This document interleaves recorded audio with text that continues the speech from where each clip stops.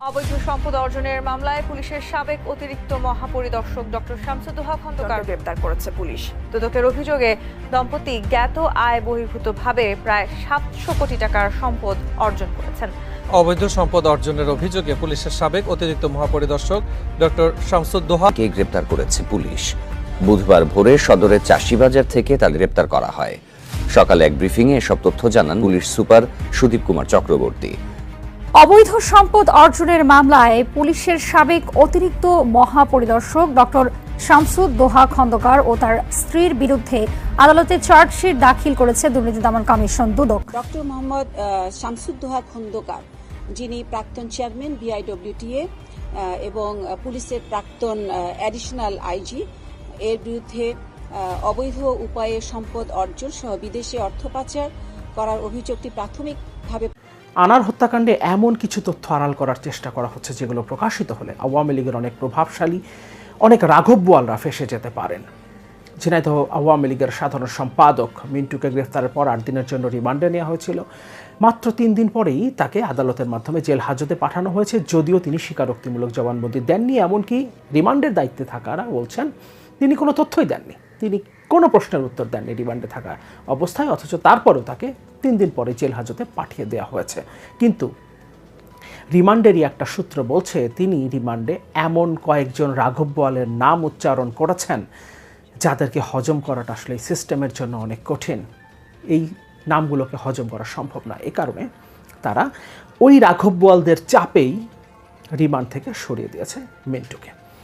সমাজ কল্যাণ সম্পাদক ঝিনাইদহ আওয়ামী লীগের কামাল আহমেদ ওরফে গ্যাসবাবু, তার 3টা মোবাইল ফোন গায়েবের একটা তথ্য আমাদের সামনে এসছে এবং সেই মোবাইলগুলো উদ্ধারে কোনো উদ্যোগ ডিবির পক্ষ থেকে নেওয়া হচ্ছে না। একরকম জানিয়েই দেওয়া হয়েছে এই মোবাইলগুলো পাওয়া যাবে না। কেন? ডিবির সূত্রেই জানা যাচ্ছে যে এই মোবাইলেই আসল ক্লু আছে। আসল ক্লু আছে কেন তাকে হত্যা করা হয়েছে, এই হত্যাকাণ্ডের সাথে আসলে কারা কারা জড়িত এবং কাদের কাছে হত্যাকাণ্ডের পর ছবি পাঠানো হয়েছে, হত্যাকাণ্ড যে সম্পন্ন হয়েছে সেটা নিশ্চিত করা হয়েছে এবং এই লেনদেনটা কারা করেছেন, টাকা পয়সার লেনদেনটা কারা করেছেন। এবং যেটা বলা হচ্ছে, রিমান্ড সূত্র যেটা বলছে, অর্থাৎ যে রাঘব বোয়ালদের নাম এসছে তারাই মূলত এই হত্যাকাণ্ডের আসল পরিকল্পনাকারী। এমপি হবার লোভ দেখিয়ে মিন্টুকে এখানে যুক্ত করা হয়েছে, মিন্টু এমনটা দাবি করছেন। কিন্তু সেই রাঘব বোয়ালরা মিন্টুকে বাঁচানোর চেষ্টা করেছেন, প্রথমে তার গ্রেফতার এড়ানোর চেষ্টা করেছেন। এবং ইন্টারেস্টিং একটা ব্যাপার হচ্ছে, মিন্টু গ্রেফতার হয়েছে আওয়ামী লীগের একজন কেন্দ্রীয় আওয়ামী লীগের একজন প্রভাবশালী আওয়ামী লীগের একজন শীর্ষ পর্যায়ের নেতার ধানমন্ডির বাসার নিচ থেকে। তিনি ওই বাসাতেই অবস্থান করছিলেন গ্রেফতার এড়ানোর জন্য। এবং শেষ পর্যন্ত যখন দেখা গেল তাকে গ্রেফতার করা হবে, তখন সেই নেতা, অর্থাৎ যার বাসায় তিনি আশ্রয় নিয়েছিলেন আওয়ামী লীগের প্রভাবশালী, সেই নেতাই নির্দেশ দেন তাকে নিচে নেমে যেতে এবং তারপর ধানমন্ডি থেকে তাকে গ্রেফতার করা হয়। এবং আওয়ামী লীগের এই প্রভাবশালী মহলের চাপেই প্রথমে তাকে গ্রেফতার এড়ানোর জন্য চেষ্টা করা হয়েছে যাতে তাকে গ্রেফতার করা না হয়। পরবর্তীতে যখন তাকে গ্রেফতার করা হলো তখন চেষ্টা করা হয়েছে, প্রেশার দেওয়া হয়েছে যাতে তাকে রিমান্ডে নেওয়া না হয়। এবং যখন তাকে রিমান্ডে নেওয়া হয়েছে তখন চাপ দেওয়া হয়েছে যাতে রিমান্ডে নিয়ে তাকে এমনভাবে চাপ প্রয়োগ করা না হয় যাতে সে উত্তর দিতে বাধ্য হয়। এবং তারপর 3 দিন পরেই পরিষ্কারভাবেই আমরা বুঝতে পারি উপর মহলের প্রচণ্ড রকম চাপ ছিল যাতে 3 দিন পরেই তাকে রিমান্ড থেকে সরিয়ে ফেলা হয় এবং সেটাই করা হয়েছে। তাহলে এই প্রভাবশালী মহলটা আসলে কারা? আওয়ামী লীগের এই প্রভাবশালী মহল, আওয়ামী লীগের এই রাঘব বোয়াল কারা, যারা স্বর্ণ চোরাচালান এবং মাদক চোরাচালানের কারণে এই ভাগবাটোয়ারাই মূলত এই হত্যাকাণ্ডের মূল কারণ, সেটাও ডিবি সূত্রেই জানাচ্ছে। 2টো রিপোর্ট আমরা দেখব, খুবই ইন্টারেস্টিং। এতদিন আমরা আসলে যা জেনে এসেছি, তার একজন বন্ধুর কথা আমরা শুরুতে জানছিলাম, আখতারুজ্জামান শাহিন। এরপর আমরা জানতে পারলাম একটা সময় গ্যাসবাবুর কথা, অর্থাৎ আওয়ামী লীগের নেতাদের, স্থানীয় ঝিনাইদহ আওয়ামী লীগের নেতাদের সম্পৃক্ততার কথা। এবং ঝিনাইদহ আওয়ামী লীগের সাধারণ সম্পাদক মিন্টুকে গ্রেফতারের পর আমরা জানতে পারলাম নমিনেশন পাচ্ছিলেন না মিন্টু, এই কারণে তিনি হত্যা করেছেন। পাশাপাশি স্বর্ণ চোরাচালান বা অন্যান্য যে তার ব্যবসা আছে, অবৈধ ব্যবসা, সেখানে প্রভাব বিস্তারের একটা কারণ হতে পারে। কিন্তু এখন জানা যাচ্ছে, এখন যে 2টো রিপোর্ট নিয়ে আজকে কথা বলবো, এখন জানা যাচ্ছে এর সাথে আওয়ামী লীগের শীর্ষ পর্যায়ের প্রভাবশালী নেতারা জড়িত, শীর্ষ পর্যায়ের, এবং এমন কয়েকজন রাঘব বোয়াল যাদের নাম যদি রিমান্ডে প্রকাশিত হয় এবং সামহাও যদি এটা বাইরে চলে আসে, তাহলে পুরো সিস্টেমটাই নড়ে যাবে। যে রাঘব বোয়ালদের নাম জানা গেছে, আজ অথবা কাল তাদের নাম প্রকাশ্যে আসবেই এবং তাদেরকে বিচারের মুখোমুখি হতে হবে। এবং এই হত্যাকাণ্ডের রহস্য, আসল রহস্য, এতদিন যেগুলোকে রহস্য বলা হয়েছে সেগুলো আসলে রহস্য না, আসল রহস্য উন্মোচন হবে। এবং আজকে যে দুটো রিপোর্ট নিয়ে কথা বলবো সেখানে এই রহস্যের কিছুটা ক্লু আমরা পাব। এমপি আনোয়ারুল আজিম হত্যাকাণ্ডের অন্যতম আসামি কাজী কামাল আহমেদ ওরফে গ্যাসবাবুর 3টি মোবাইল ফোন এখনও উদ্ধার হয়নি, আর এই মোবাইলগুলো আদৌ উদ্ধার হবে কিনা এ নিয়ে রয়েছে ধোঁয়াশা। মামলার তদন্তের জন্য গুরুত্বপূর্ণ কিছু আলামত আছে ওই 3 মোবাইলে, তাই গ্যাসবাবুকে নিয়ে সেগুলো উদ্ধারের জন্য আদালতে আবেদনও করেছিল ঢাকা মহানগর গোয়েন্দা পুলিশ। ডিবি মোবাইল উদ্ধারে মাত্র 1 দিন অভিযান চালিয়েছে। তদন্তের জন্য গুরুত্বপূর্ণ হলেও ওই মোবাইল উদ্ধারে ডিবির তেমন তোড়জোড় দেখা যাচ্ছে না, এতে করে নানা রহস্যের দেখা দিয়েছে। সূত্রগুলো বলছে গ্যাসবাবুর মোবাইলে অনেক গুরুত্বপূর্ণ তথ্য রয়েছে। আনার হত্যার আগে পরে গ্যাসবাবুই হত্যার পরিকল্পনাকারী, নির্দেশদাতা, বাস্তবায়নকারীদের সঙ্গে যোগাযোগ করেছে। পুরো রিপোর্টটা আমি পড়ছি না, আমি এটা এই রিপোর্টের লিঙ্ক এই ভিডিও ডেসক্রিপশনে দিয়ে দিব। আমরা রিপোর্টটা যদি পড়ি তাহলে বুঝতে পারবো যে আসলে কতটা রহস্য এখনও বাকি আছে আমাদের জানা।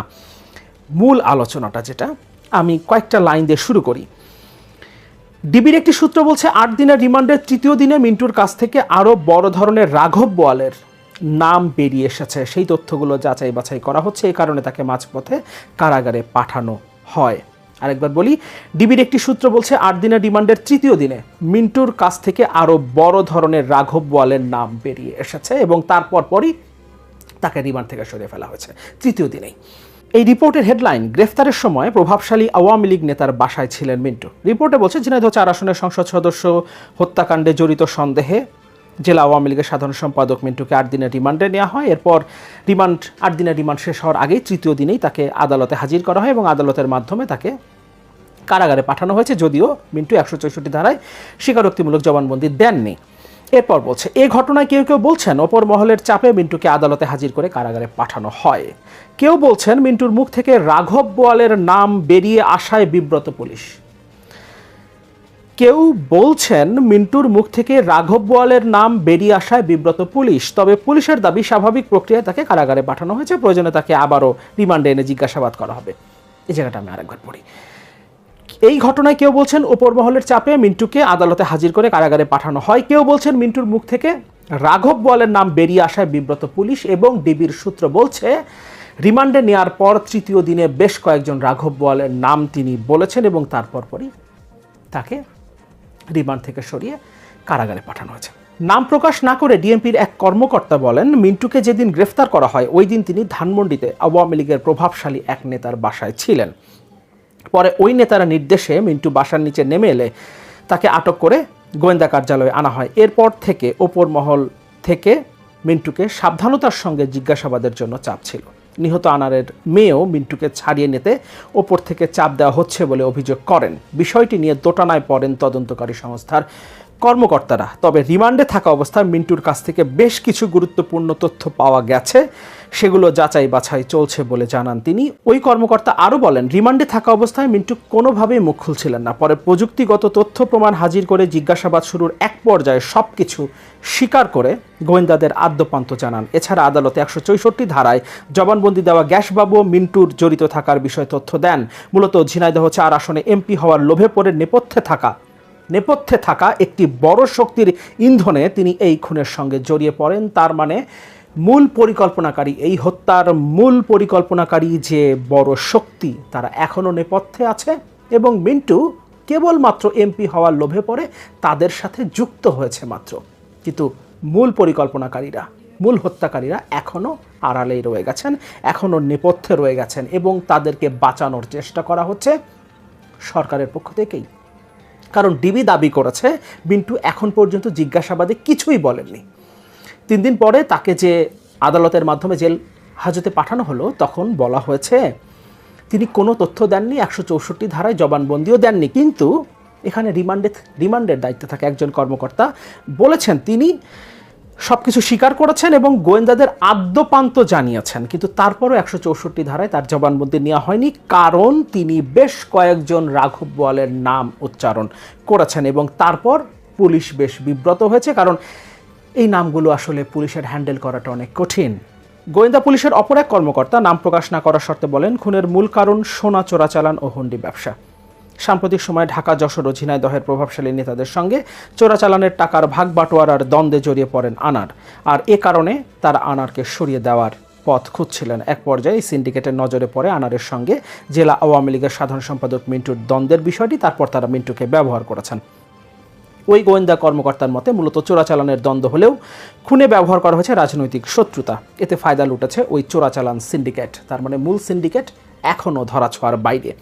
ডিবির একটি সূত্র বলছে, 8 দিনের রিমান্ডের তৃতীয় দিনে মিন্টুর কাছ থেকে আরও বড় ধরনের রাঘব বোয়ালের নাম বেরিয়ে এসেছে। পুরো রিপোর্টটা আমি পড়ছি না, এটাও আমি আমার এই ভিডিওর ডেসক্রিপশনে দিয়ে দিব, সেখান থেকে আপনার পুরো রিপোর্টটা পড়ে নিতে পারেন। তার মানে একটা বিষয় পরিষ্কার, বেশ কয়েকজন রাঘব বোয়াল, আওয়ামী লীগের কয়েকজন প্রভাবশালীর নাম এসছে এবং একজন প্রভাবশালী নেতার বাড়িতেই অবস্থান করছিলেন গ্রেফতার এড়ানোর জন্য, কিন্তু শেষ পর্যন্ত গ্রেফতার করা হয়েছে তার বাসার নিচ থেকেই। যদিও এখন পর্যন্ত গণমাধ্যমে তার নাম প্রকাশিত হচ্ছে না, কিন্তু যারা রিপোর্টটা করেছে তারা তো জানে যে আসলে কোন নেতার বাড়িতে তিনি আশ্রয় পেয়েছিলেন, এবং যে রাঘব বোয়ালদের নাম মিন্টু উচ্চারণ করার পর তাকে রিমান্ড থেকে সরিয়ে দেওয়া হয়েছে, সেই রাঘব বোয়ালদের নামও আমরা নিশ্চয়ই একদিন জানতে পারবো। এবং তারাও এত বড় প্রভাবশালী আওয়ামী লীগের সরকারি দল, আওয়ামী লীগের এত বড় প্রভাবশালী নেতা যে তাদের নাম সামনে আসার পর পুলিশও বিব্রত হয়ে গেছে। তার মানে এই ঘটনার সাথে মূল যে সিন্ডিকেট, সোনা চোরাচালানের যে মূল সিন্ডিকেট, মাদক চোরাচালান এবং হুন্ডি ব্যবসার যে মূল সিন্ডিকেট, এই মূল সিন্ডিকেটটা পরিচালনা করেন কারা?